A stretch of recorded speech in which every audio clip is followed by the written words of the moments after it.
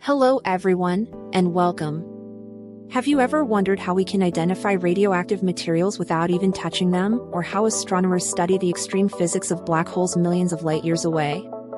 The answer often lies in a powerful technique called gamma ray spectroscopy. Let's break down what that means. First, what are gamma rays? Imagine the light we see is just one color in a giant rainbow called the electromagnetic spectrum. Gamma rays are at the very high energy end of that spectrum, far beyond ultraviolet and X-rays.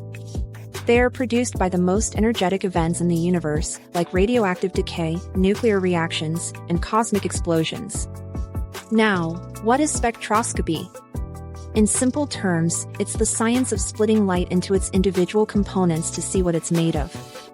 Think of how a prism takes white sunlight and splits it into a rainbow of colors.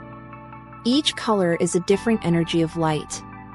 Gamma ray spectroscopy does the same thing, but for incredibly high-energy gamma rays.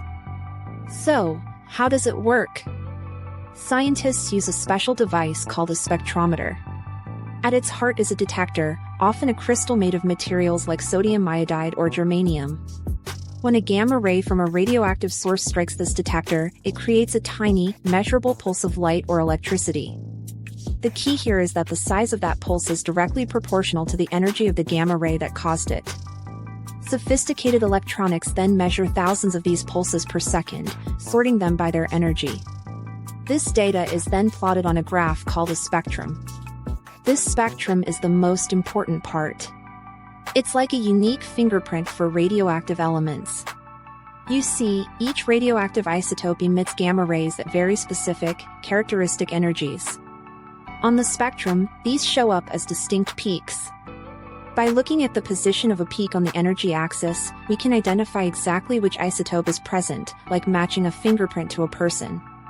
The height of the peak can even tell us how much of that material there is. This technology has some incredible applications. It's used in nuclear power plants for safety monitoring, at airports and borders for homeland security to detect illicit nuclear materials, in geology to analyze the composition of rocks, and in astrophysics to understand the processes happening in distant stars and galaxies. It's a fundamental tool for peering into the unseen atomic world around us. Thank you so much for watching and exploring this fascinating topic with me. If you found this video helpful and want to learn more about science and technology, please consider liking this video and subscribing to the channel. Your support helps us create more content like this, and you can find other ways to support us in the description below. See you in the next video.